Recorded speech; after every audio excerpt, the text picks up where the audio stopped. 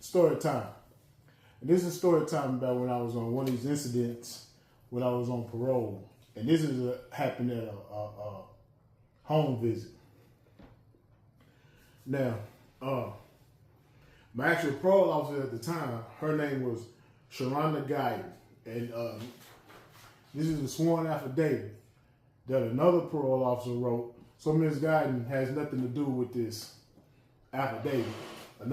Whoever, this lady that went with her wrote the affidavit, right? And her name is Veronica Barbosa. And like, before I got out of the penitentiary, I had to go to a treatment facility. And I went to Cognitive Vision, right? Cognitive Vision, we learn problem solving skills. Something like these people really don't have. We use certain tools, right? Like this came from the tool of humor and engrossment. Come from the tool of humor and engrossment. I wore this t-shirt up there one time.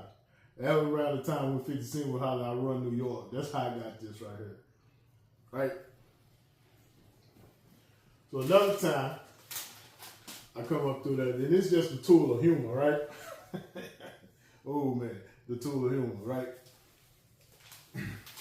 So moving along, on this particular day, they were doing, like I say, doing a home visit, right?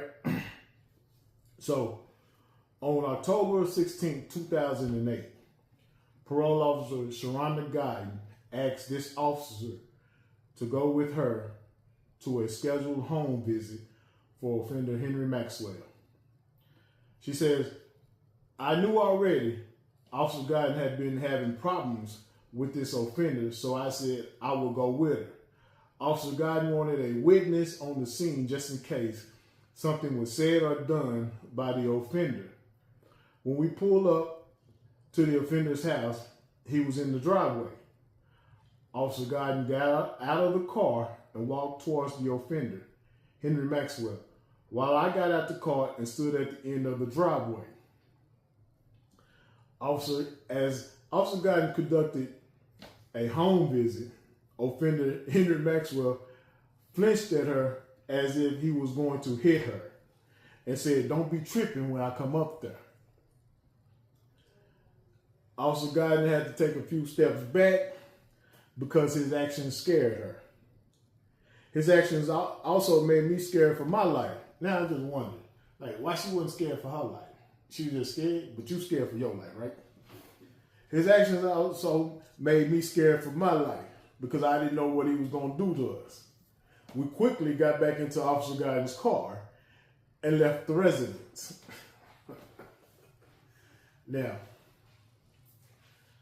I'm here to say that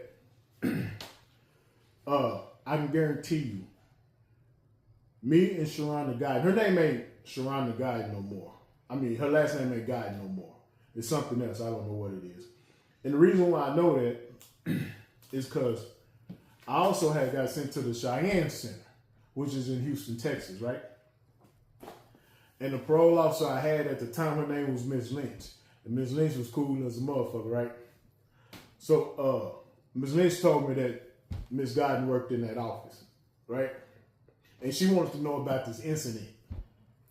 So what really happened was, and I always know that home visits only last like 30 seconds, unless you got some other bullshit going on where you got to search your house and shit. But regular, you know what I mean? A home visit lasts 30 seconds.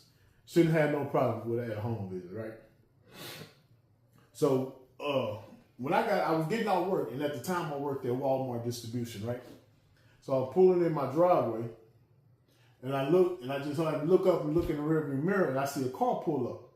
And it was Ms. Guyton. I really wasn't expecting her, but it was Ms. Guyton. So I get out the car, and I walked to the end of my driveway, and she got out of her car. She was standing by the driver's side door, and she said, is everything all right?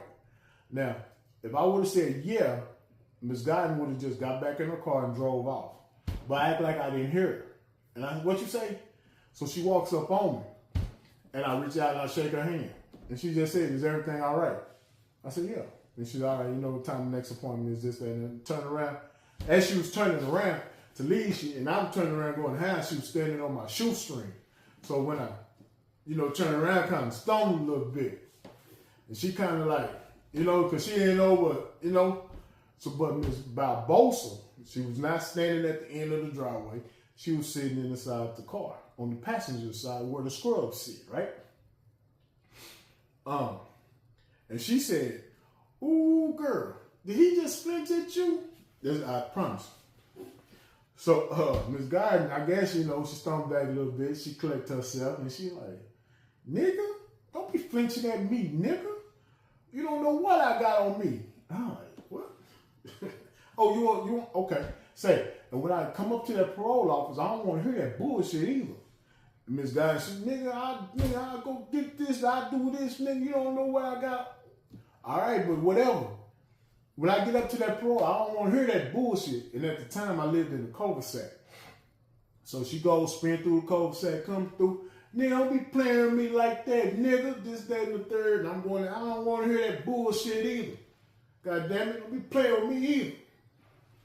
So, hey, come back for part 2 if you want to know what happened when I got to the parole office.